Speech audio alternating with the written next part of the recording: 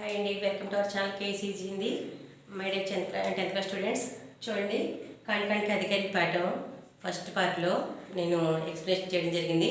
Poems, కవి పరిచయం, దాని యొక్క ఉన్ముఖీకరణ అవన్నీ చెప్పడం జరిగింది. ఇప్పుడు ఈ పార్ట్లో పార్ట్ 2లో ఏం చెప్తారంటే క్వశ్చన్ ఆన్సర్స్ చెప్దాం అనుకుంటున్నాను. Textual questions. మీరు వర్క్ బుక్ తీసుకోండి. వర్క్ బుక్ తీసుకుని పేజ్ నెంబర్ 118 వాల్యూమ్ 1లో 118 అమ్మా 180 పేజ్ తీయండి. In test questions and answers అని ఇచ్చారు చూడండి. అది చెప్పుకుందాం ఒకసారి మనం. చూసుకోండి జాగ్రత్తగా. భాగ్యవాదిక చల్ క్యా హై, ఆ క్వశ్చన్స్ ఉన్నాయి కదా. ఇందాక నేను టెక్స్ట్ బుక్లో కొంచెం చదవాలని చెప్పాను కదా ఇంతకుముందు వీడియోలో. అని చేత మనం ఇవి తప్పకుండా చదువుకోవాలి. చెప్పే క్వశ్చన్స్ అన్నీ కూడా మీరు క్లాస్ బుక్లో రాయాల్సిన కూడా ఇవే కాబట్టి జాగ్రత్తగా చూసుకోండి అమ్మా. ఇప్పుడు బుక్ చూడండి, నేను కూడా చూపిస్తాను. భాగ్యవాదిక చల్ క్యా హై చూడండి. భాగ్యవాదిక చల్ క్యా హై అంటే భాగ్యవాదుడి యొక్క మెంటాలిటీ ఎలా ఉంటుందని, వాళ్ళు ఏ విధంగా నడక ఏ విధంగా ఏ తీరుగా ఉంటుంది.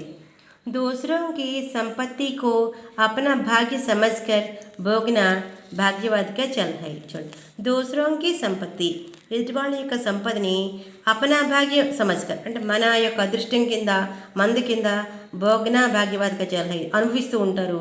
అది వాళ్ళ యొక్క ప్రవృత్తి. భాగ్యవాద్కే నామ్ పర్ దోకేబాజ్ శ్రమధన్ భోగ్తే హై. చూడండి, భాగ్యవాదులు అనే పేరుతోటి కొంతమంది మోసం చేస్తుంటారు. దోకేబాజ్ అంటే మోసకారులు. ఆ యొక్క శ్రమ ఎదుటి వాళ్ళ శ్రమ ధనాన్ని వీళ్ళు అనుభవిస్తూ ఉంటారు. వే ఉసే చెల్సే భోగ్తే హై. చెల్సే అంటే చెల్ అంటే మోసం. మోసంతో వాళ్ళ సంపదను అనుభవిస్తూ ఉంటారు. ఎదుటి వాళ్ళని మోసం చేసి వాళ్ళ సంపదను అనుభవిస్తూ ఉంటారు. ఇది కరెక్టా కాదు కదా. భాగ్యవాదిక చల్ క్యా హై అంటే ఇదనమాట. దూసరోంకి సంపత్తికో అప్నా భాగ్య సమజ్కర్ భోగ్నా భాగ్యవాद का चल है. भाग्यवाद के नाम पर धोखेबाज श्रमधन भोगते हैं, वे उसे चल से भोगते हैं. అలాగే సెకండ్ క్వశ్చన్ చూడండి. నర్ సమాజ్ కా భాగ్య క్యా హై. నర్ సమాజ్ కా భాగ్యం, నర్ సమాజం అంటే మన మానవుల సమాజం యొక్క అదృష్టం ఏంటి. శ్రమ करने का महान गुण और भुजबल ही नर समाज का भाग्य है. नर समाज का भाग्य శ్రమ और भुजबल है. చూడండి, ఇది ఒకటే. నర్ సమాజం యొక్క భాగ్యం ఏంటంటే శ్రమ और భుజబల్. శ్రమ పడాలని కోరిక ఉండడం, మనకి భుజబలం కూడా ఉండడం, శక్తిని ఇవ్వడం. ఆ రెండు కూడా శక్తి, భుజబలం, శ్రమ చేయాలని భావన, ఇవన్నీ కూడా ఆ బుద్ధి కూడా మన అదృష్టం. శ్రమిక్కే సమ్ముఖ్యాఖ్యా జుకే హై. శ్రమికుని ముందు ఏమేమి తల వంచుతాయి. పృథ్వీ పర్ శ్రమిక్ కా హీ మహత్వపూర్ణ స్థాన్ హై. పృథ్వీ పర్ భూమి మీద శ్రమిక్ కా హీ మహత్వపూర్ణ స్థాన్ హై. శ్రమికులకి అంటే శ్రామికులకి కష్టపడే వాళ్ళకే ఎక్కువ గౌరవ స్థానం ఉంది. ఇస్ మహాన్ శ్రమిక్ కే సమ్ముఖ్ సారీ ధరతి ఔర్ ఆస్మాన్ నతమస్తక్ హుయే హై. అంటే ఈ మహాన్ శ్రమికుడు బాగా కష్టపడే శ్రామికుల ముందు ధరతి అంటే భూమి, ఆకాశం కూడా తల వంచి నమస్కరిస్తుంది అని అర్థం. శ్రమజల్ కిస్నే దియా. ఎవరు శ్రమజలాన్ని చిందిస్తారు. శ్రమజల్ శ్రమిక్నే దియా. ఎవరైతే కష్టపడతారో వాళ్ళే చెమట ఓడుస్తారు అంటాం కదా, అదే కరెక్ట్ ఆన్సర్. మనుష్య కా ధన్ క్యా హై. మానవుల యొక్క ధనం ఏంటి. ప్రకృతి మే రఖీ హుయి సారీ సంపత్తి మనుష్య కా ధన్ హై. ప్రకృతిలో ఉంచబడిన దాగి ఉన్న సంపదంతా కూడా మనుషుల యొక్క ధనమే. కానీ ఎవరు సొంతం అవుతుంది. కష్టపడే వాళ్ళకి సొంతం అవుతుంది. సపోజ్ భూమి ఉంటుంది, నువ్వు వ్యవసాయం చేస్తేనే కదా, కష్టపడి దాన్ని దున్ని విత్తనాలు జల్లి శ్రమ చేస్తేనే కదా మనకి సంపదలు వచ్చేది. అలాగే ఎవరైతే కష్టపడతారో వాళ్ళకే ప్రకృతిలో దాగిన సంపదని కూడా వస్తాయి, దక్కుతాయి. కణ్ కణ్ కా అధికారి కౌన్ హై. కణ్ కణ్ కా అధికారి, అణువణువుకి అధికారి ఎవరు. నర్ సమాజ్ కా భాగ్య శ్రమ హై అర్థాత్ భుజబల్ హై. భుజబలం కూడా మన దృష్టిమే. జో శ్రమ కర్తా హై వహీ కణ్ కణ్ కా అధికారి హై. ఎవరైతే శ్రమ పడతారో వాళ్ళకే ప్రతి అణువణువుకి అధికారం ఉంటుంది. శ్రమకే హాసిల్ పర్ జో జీతా హై వహీ కణ్ కణ్ కా అధికారి హై. శ్రమకే హాసిల్ పర్ జో జీతా హై. శ్రమని ఎవరైతే హార్డ్ వర్క్ మీద కాన్సన్ట్రేషన్ పెట్టి ఎవరైతే చేస్తూ ఉంటారో, అదే ధ్యేయంగా పెట్టుకుంటారో వాళ్ళే ప్రతి అణువుకి కూడా అధికారి అని చెప్పి మనకి ఎవరు చెప్పారు. ఎవరు ఆమదారి సింహ దినకర్ గారు చెప్పారు. ఇప్పుడు అలానే చూడండి, భాగ్య और कर्म में आप किसे శ్రేష్ఠ మాన్తే హై. చూడండి, భాగ్యం శ్రమ, కర్మ అంటే పనిచేయడం, భాగ్యం అంటే అదృష్టం నమ్ముకోవడం, రెండులోనూ ఏది శ్రేష్టమైంది ఎందుకు అని అడుగుతున్నారు. చూడండి, भाग्य और कर्म में मैं कर्म को ही श्रेष्ठ मानता हूँ क्योंकि भाग्य पर कोई भरोसा नहीं है. भाग्य से आलसी बन जाती, असफल रह जाती, उससे कुछ भी हो सकती है. कर्म అంటే పని అన్నమాట, శ్రమ. శ్రమతో सफलता पाने का एकमात्र साधन है. इसका फल सदा अच्छा और सुखदायी ही होता है. श्रम करने वाला कभी हारता नहीं है. लक्ष्य प्राप्ति अवश्य होती है. श्रम से ही संपत्ति, सुख, यश, स्वावलंबन, संतुष्टि, अमृतत्व, आत्मतृप्ति आदि जरूर प्राप्त होती है. कर्मशील व्यक्ति कभी किसी की परवाह ही नहीं करता. చూడండి, మీరు చూశారు కదా, ఇందులో మీనింగ్ ఏంటంటే చూడండి, భాగ్యకరం, భాగ్యం అంటే అదృష్టం, మనకు వచ్చిన సంపదల మీద మనం నమ్మకం పెట్టుకోవడం. కర్మ అంటే పని చేయడం, ఎందుకంటే మనం కర్మ అంటే పని మీద నమ్మకం పెట్టుకోవాలి, భాగ్యం మీద కాదు. ఎందుకంటే మన మీద మనం నమ్మకం ఉండి మనం హార్డ్ వర్క్ ఎప్పుడైతే చేసామో ఎక్కడికి వెళ్ళినా కానీ మనకు తిరిగి ఉండదు. అలాగే మనం ఒక భాగ్యాన్ని, అదృష్టాన్ని నమ్ముకుని ఉండిపోయామనుకో, అప్పుడు అది ఎంతవరకు వస్తుంది, అప్పుడు మనకు అది దక్కకపోతే చాలా ఇబ్బంది కదా. అంచేత మనం ఎప్పుడూ కూడా శ్రమని నమ్ముకోవాలి, కష్టాన్ని, శ్రమని నమ్ముకోవాలి, అంతేకాని ఆస్తిని, అదృష్టాన్ని కాదు అని చెప్పి ఈ యొక్క పద్యం యొక్క ఈ యొక్క క్వశ్చన్ యొక్క అర్థం అనమాట. మనం దేన్ని నమ్ముకోవాలి, కర్మ అంటే పనిని నమ్ముకోవాలి. కర్మశీల్ వ్యక్తి కభీ కిసీకి పర్వాహి నహి కర్తా. కర్మశీల వ్యక్తి అంటే ఎవరైతే హార్డ్ వర్క్ చేస్తూ ఉంటారో, ఎవరైతే శ్రామికులుగా ఉంటారో, ఎప్పుడు నిరంతరం వర్క్ చేస్తూ ఉంటారో వాళ్ళు ఎప్పుడూ కూడా సక్సెస్ అవుతారు, వాళ్ళకి ఎవరు ఏమీ చేయలేరు. किसी भी परवाह भी नहीं करता है. नेक्स्ट क्वेश्चन చూద్దాం. श्रम के बल पर हम क्या क्या हासिल कर सकते हैं. మానవ జీవన్ में श्रम ही महत्व अधिक है. ఈ లెసన్లో శ్రమ గురించి ఎక్కువ ఇచ్చారు, అంటే హార్డ్ వర్క్ గురించి ఇచ్చారు, అంచేత శ్రమకి ఎక్కువ గొప్పతనం ఉంది. శ్రమ సే హీ హమ్ ఇచ్చిత్ ఫల్ ప్రాప్త్ కర్ సక్తే హై. మనం కష్టపడితే మనం కోరుకున్నది లభిస్తుంది మనకి. भाग्य की अपेक्षा श्रम के बल पर जीत, सफलता, सुख, चैन, होदा, संपत्ति, यश आदि हासिल कर सकते हैं. చూడండి, మన శ్రమ పడడం వల్ల భాగ్యకి అపేక్ష, సంపద సంపాదించుకోవాలనేటువంటి కోరిక తీరుతుంది. శ్రమకే బల్ పర్, శ్రమ మనం ఎక్కువగా చేస్తే దాని యొక్క గొప్పతనంతో జీత్ అంటే విజయము, సఫలత సక్సెస్, సుఖం, చైన్ అంటే విశ్రాంతి, హోదా అంటే హోదా అంటే ఒక స్టేటస్ అనమాట, సంపత్తి అంటే సంపదలు, యశం అంటే కీర్తి, ఇవన్నీ కూడా హాసిల్ కర్ సక్తే, ఇవన్నీ కూడా మనం పొందొచ్చు. అసంభవ్ కో భీ సంభవ్ బనాకర్ విజయ్ హాసిల్ కర్ సక్తే హై. అసంభవం, చేయలేము అనుకున్న పనులు కూడా మనం హార్డ్ వర్క్ చేసినట్లయితే ఖచ్చితంగా మనం సాధించుకుంటాం, పొందుతాం, హాసిల్ కర్ సక్తే హై, పొందొచ్చు. अपना लक्ष्य प्राप्त कर सकते हैं, మన టార్గెట్ రీచ్ అవుతాం. జీవన్ కో ఉజ్వల్ బనా సక్తే హై, మన లైఫ్ చాలా అద్భుతంగా ఉండడానికి కారణం శ్రమ పడ్డమే. సరైన రీతిలో మనం శ్రమ పడ్డామంటే సక్సెస్ అయిపోవచ్చు, అంతేగాని మోసం వల్ల కానీ తర్వాత ఏమో ఎదుటి వాళ్ళ భాగ్యాన్ని అపేక్షించడం వల్ల కానీ ఇలాంటివన్నీ కాదు. మన శ్రమ మనం నమ్ముకోవాలి, హార్డ్ వర్క్ చేయాలి, సక్సెస్ తప్పకుండా మన పాదాల దగ్గరికి వస్తుంది. ఈ క్వశ్చన్ కూడా చాలా ఇంపార్టెంట్, నేర్చుకోండి, రాసుకోండి, ఓకేనా. कविता पढ़कर नीचे दिए गए प्रश्न के उत्तर लिखिए अटा. इस कविता के कवि कौन है. स्टार्टिंग इंट्रोडक्शन చెప్పాను, ఎవరమ్మా, డాక్టర్ రామధారి సింహ్ దినకర్. మీరు ఏం రాయాలి, ఇస్ కవితాకే కవి డాక్టర్ రామధారి సింహ్ దినకర్ అని రాయాలి. ఇది రాసినా కూడా పర్వాలేదు, ఇంకా కవిత పేరు. కవిత का यह अंश किस काव्य से लिया गया है. ఏ కావ్య నుంచి ఇవ్వబడింది మనకి. कविता का यह अंश कुरुक्षेत्र काव्य के सप्तम सर्ग से लिया गया है. सप्तम सर्ग गुर्तुलेకపోయినా कुरुक्षेत्र అనేది మాత్రం గుర్తుపెట్టుకోండి.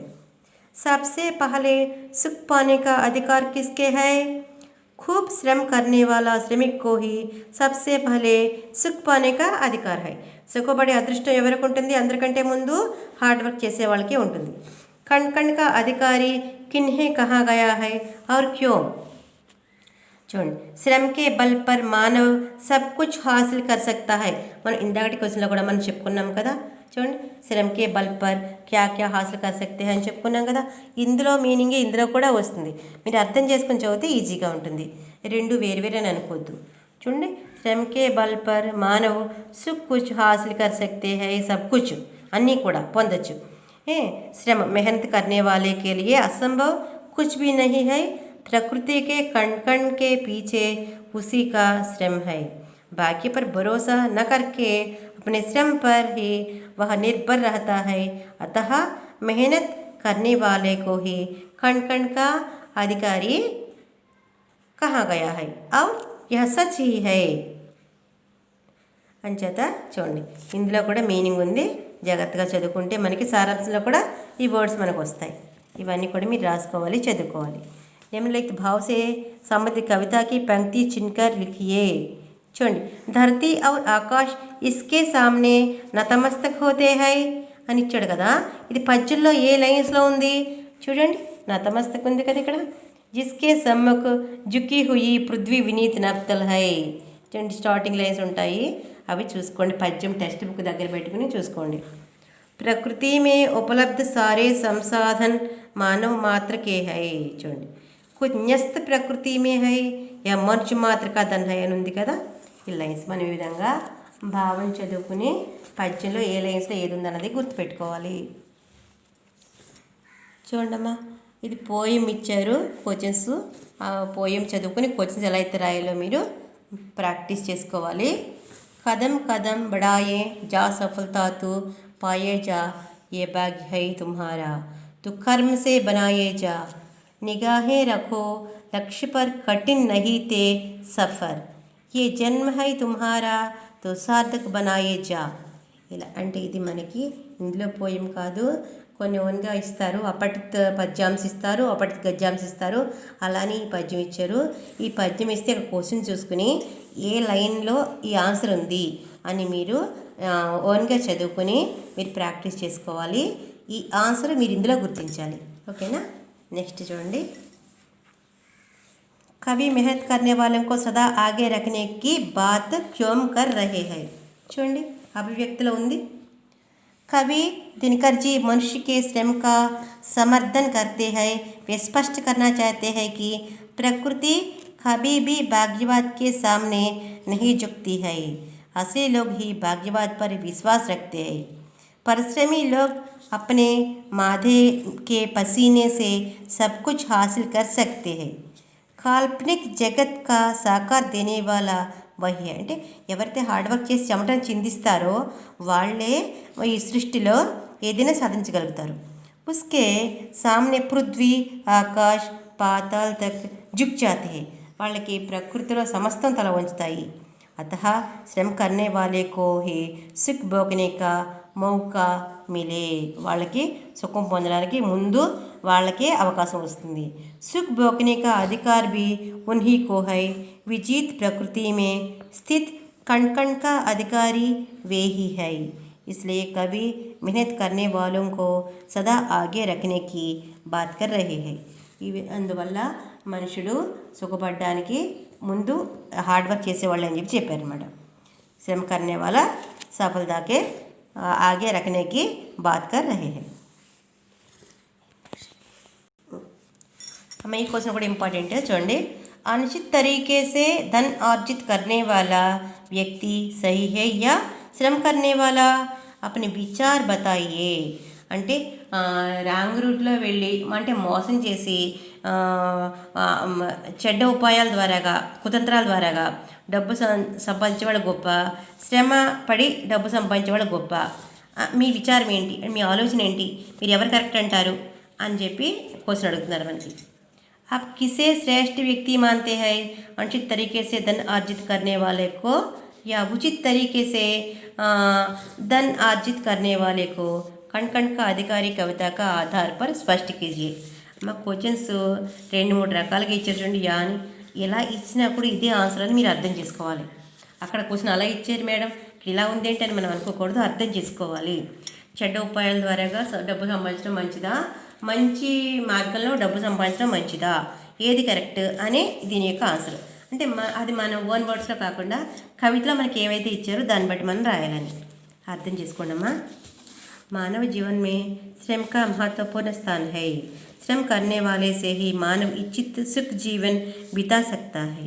जीवन यापन के लिए धन की तो आवश्यकता है, पर ऐसा अमूल्य धन को धर्म और న్యాయ మార్గ से ఆర్జన करना उत्तम है। చూడమ్మా, మనం ఈ లెసన్లో ప్రతి క్వశ్చన్కి పోయం చెప్పుకుంటూ వచ్చాము.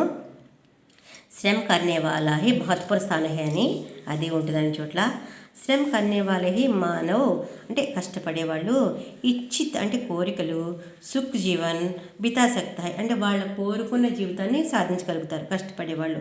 హ్యాపీగా వాళ్ళ సంసారం వెళ్ళిపోతూ ఉంటుంది. పర్ ఐసే అమూల్య ధనకో ధర్మ ఔర్ న్యాయ మార్గం అంటే ఎలాగా మన ధర్మంతో న్యాయంతో నీతిగా మనం డబ్బు సంపాదించుకోవాలంటే హార్డ్ వర్క్ చేసుకుని నీతిగా మనం డబ్బు సంపాదించుకోవాలి, ఎవరిని మోసం చేయకూడదు, అదే సరైన మార్గం. इसके विपरीत अनुचित मार्ग से या अनुचित तरीके से धन अर्जित करना कभी भी न्यायोचित नहीं है. అంటే కొంతమంది విపరీతమైన